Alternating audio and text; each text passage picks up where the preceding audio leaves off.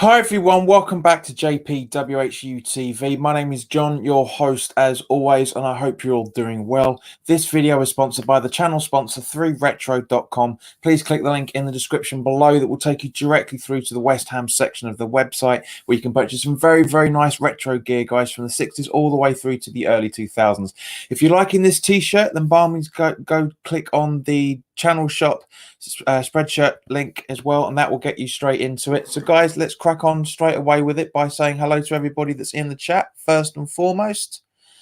Gibran Paskukis, I'm not really sure what he means by that. I can't even say. Hi Rick, good to see you.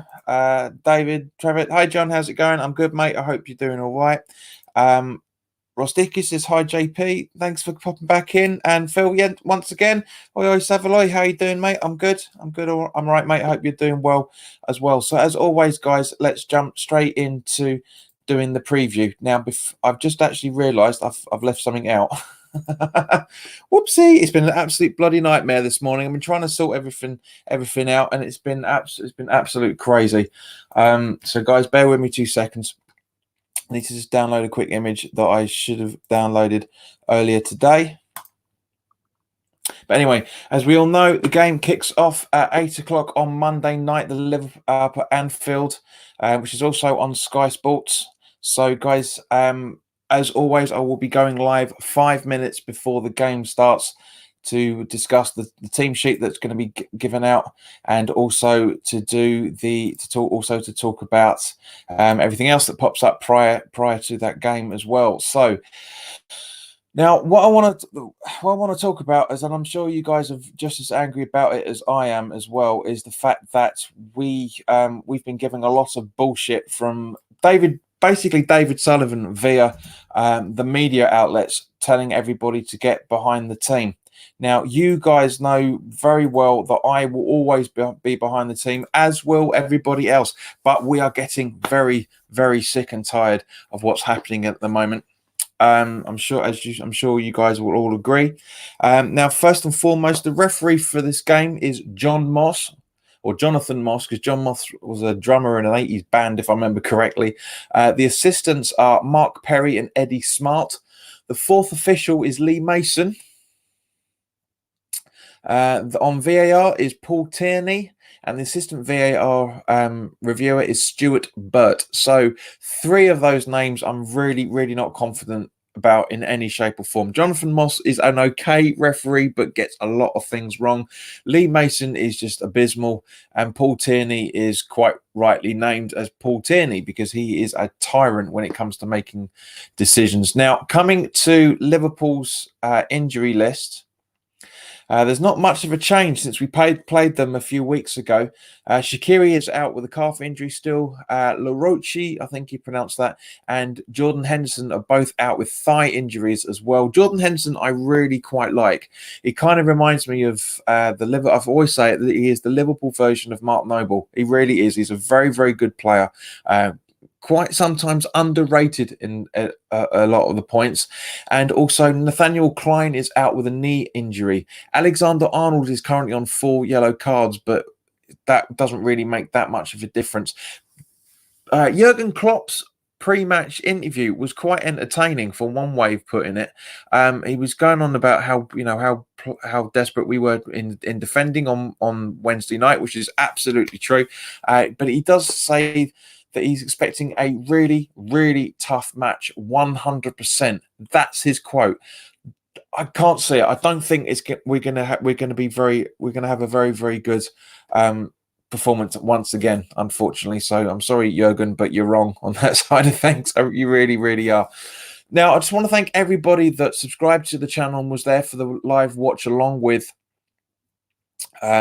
for the Man City game. We had an amazing amount of subscribers that night, 40 subscribers. We are now where are we? I think we are 15 subscribers away from hitting, that's it. Yes, so we are 16 subscribers away from hitting 1,500. So, guys, if you're liking the content and you know what you like what I'm doing, then by all means, please do click the subscribe button and hit the notification bell so you get to see when when all new views are going, new content is going up, and of course all the live streams as well. Now 60% of you guys that have been watching videos over the last 4 weeks aren't subscribed, so please do so. That would be absolutely brilliant. Leo's in the chat. Hello mate, where are you?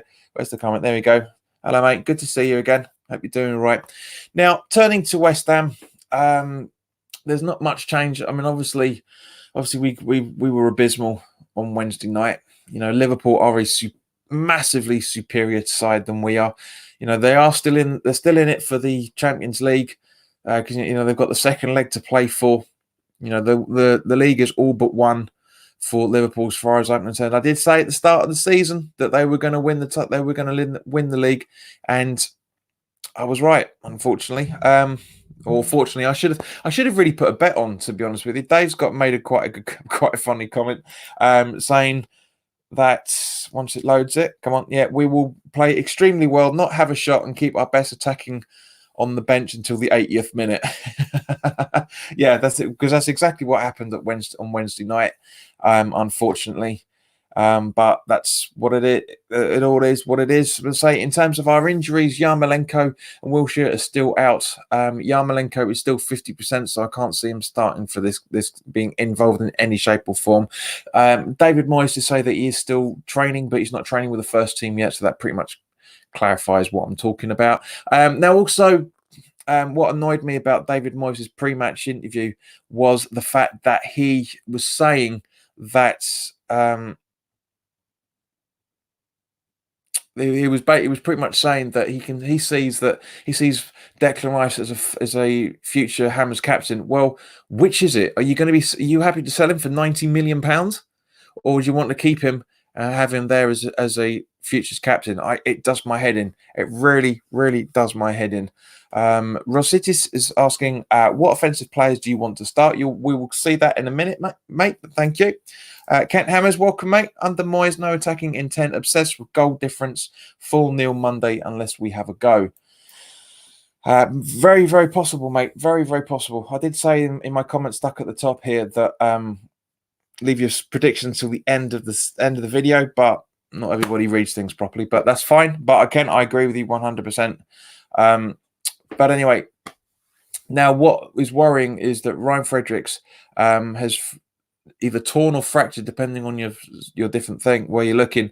Is that he's basically injured his AC joint on his right hand shoulder, and he could need surgery. But what Moyes said really, really irritated me. He was saying that that we're doing everything. This is quoting him directly. We're doing everything we can to get him back as quickly as we can. I can't confirm at the moment if it is surgery or just a bit of healing time. That is how desperate we are for our players. And he's very much going to be out for the rest of the season. It's bloody obvious. We shouldn't be rushing him back in any shape or form. So it is now time to bring in either Jeremy Ngakia, which I'll come on to in just a moment, or Ben Johnson to sit in at right back. I love Zabaleta, but we can't have him playing in where we need fast pace down the wings. We just can't have him. It's just not going to happen. Now, guys, I want you to put your starting 11 in the comments now, guys, while I read out some of your comments. Paris Taylor says, I'm really struggling to back Moyes. Good to see you again, mate. I feel 100 times worse going into the Liverpool game because the City game didn't give the fans 1 ounce. I think that's meant to be rather than 1 once of belief. Phil Smith says, I think we'll lose 8-0 if we're lucky. Ken Hammers again says, Fredericks is made of glass. He's another one that needs to go. And Lee Hopewell says, I think West Ham defense is spot on. It was, well, Leo, we did defend well. We defended for our lives. We really, really did. But as I say, guys, I want you to now put your starting 11 in the comment section as well, while I set us up to talk about what my one is. So let's get this information. Let's get this party started, shall we, guys?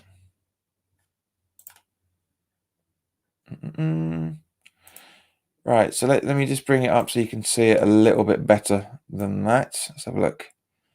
How's that looking? Yeah, that's a bit clearer. Right, so my starting 11 is Fabianski in goal. A few changes at the back, bringing Ngakia in for Fredericks, keeping Ogbonna and Creswell, but I've also brought in Akinola again for Diop because I don't think Diop's ready for it at the moment. I really don't think he's ready for it. In the defensive midfield, I've got Rice and Suchek. Noble, I feel sorry for, but I do agree with the majority of what people are saying. He does need to be dropped because he was. Well, it's the second game in what? Where are we? 1, 2, 3, 4, 5 days for Noble, so it's not exactly going to be the best of ideas for him. So I'm resting him on that regard as well. Um, Antonio out on the right. I say Rice and Suchek as defensive midfielders. Antonio out on the right. Fornals out on the left. Now, Moyes did say that he was the unlucky one to be left out of the squad, but it might not necessarily be the same for this game. Not taking anything away from Snodgrass, I thought he worked as hard as he always did, but his end product was abysmal. But at the same point, reason being was because him and Antonio were being played as the false number nines. They really were. So I want Antonio out on the right, Fornals out on the left, Bowen sitting behind Allaire. He did play all right for his first debut. What was it? The last 10-12 minutes of the game, whatever it was. But have Bowen as a second striker and sitting behind Allaire up front. So, guys, as I said, let me know your starting 11s because people are talking, but you're not really telling me your starting 11s yet. Rostis says, "I like that lineup. Thank you very much, mate. I'm glad you do. But give me your starting 11." Rostis says Creswell, Ogbonna, Diop, and Ngakia as the back four for him or them, I should say. That's fine. I agree with that. Dom Daly says, "Hello, JP. If Moyes thought we played well on Wednesday, what does bad look to him?" Yeah, agreed, Dom. And hello, mate. Good to see you again. Yes, 100%. That's just. I honestly think he can't. Moyes worries me a lot, and I've said this quite a few weeks now. I really do worry about him because I honestly do think he's saying one thing to the players and another thing to the press. He did say that the lineup that he did for the Wednesday night was the fact that he wanted to go out and attack, and yes, it was technically yes, 3 at the back, 2 wing backs, heavy midfield, and 1 up front is a relatively attacking formation. However, the players weren't set up like that. We were set up more as a back 5 than really a back 3. So, but you know, it is. I worry about him. I really do. Leo says I like that lineup, but I would put Snodgrass on. Well, Leo, as I said, put your starting 11 in the comments there, and let's see what your starting 11 is. Where would you put Snodgrass? Right, so Paris Talon said it's a disgrace how Moyes is treating Fornals. We all know, and it's been said many times, he was our most informed player after Pellegrini got sacked, and he wasn't really just that. It was literally a fact of he was getting informed just as Pellegrini was about to be sacked.